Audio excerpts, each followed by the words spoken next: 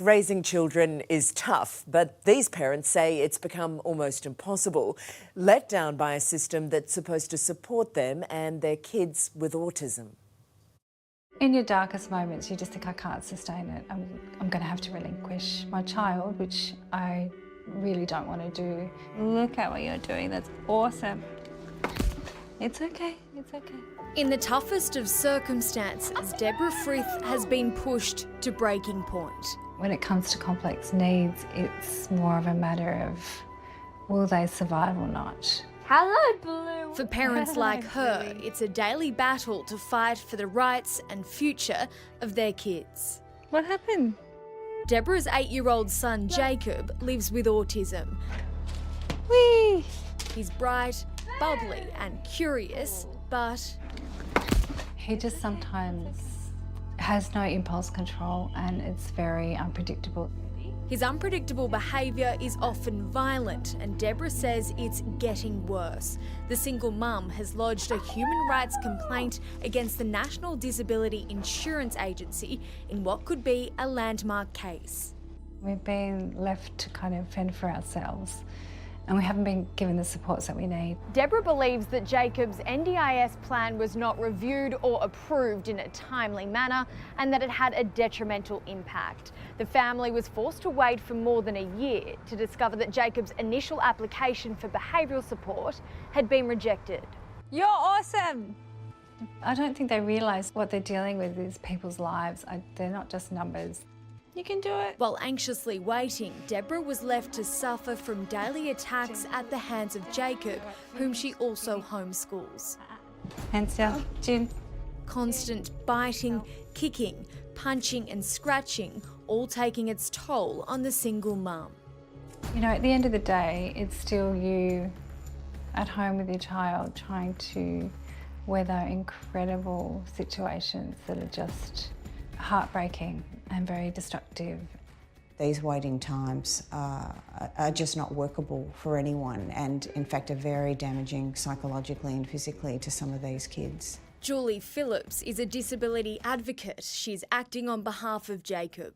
And the longer behaviours of concern continue for, the more difficult they are to remediate. I mean, he's 21, but yeah, it's like taking a 5-year-old out. That's nice, isn't it? Because that's what he's like. Jeff Snell understands the daily struggle all too well. His son Matthew lives with autism. He goes into a fight mode where he'll actually punch, kick, he'll do everything he can to hit you to defend himself because he thinks he has to.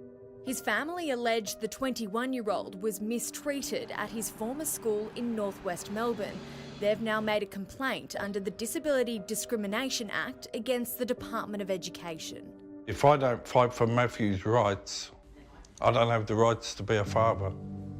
I just want what's right for Matthew, what he's entitled to, not what he got. Have you got a picture of Boris? I'm school. Oh yeah, we've got school today. But no. It's overwhelmingly hard. I live at the edge of burnout and breakdown all the time. Okay, come and have your break, mate. But there's no options. The buck stops here. For single dad Stephen Morgan, caring for his teenage son Corey is relentless. Corey lives with autism and also has other intellectual disabilities, leaving his family on edge. You never know when it's coming. He could be happy in one moment and completely out of control the next. We have to have a plan. To add to the family's stress, they are currently waiting to transition Corey to the NDIS, which so far has taken 2 years. There's a lot of bureaucracy, there's a lot of people making a lot of money, but there's no real help. That helplessness forcing Stephen, Deborah and Jeff to grapple with the heartbreaking thought of giving up their children. Giving over Corey to the state would be the last thing and the worst thing.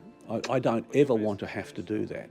He is my son and I love him dearly and I'm very proud of his achievements. I know that, you know, where he would be going is potentially even worse. Relinquishment is a word that's often thrown out there to them.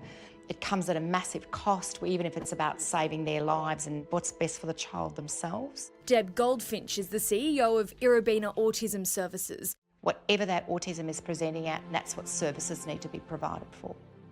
If we don't look after them and protect them, who will? He's a child and he's got his whole life ahead of him, so he deserves to be included. I really hope that there's more that we can do to help him. Yeah, we really need to do better to help these people. You'll find a link to free independent advice on any disability on our website.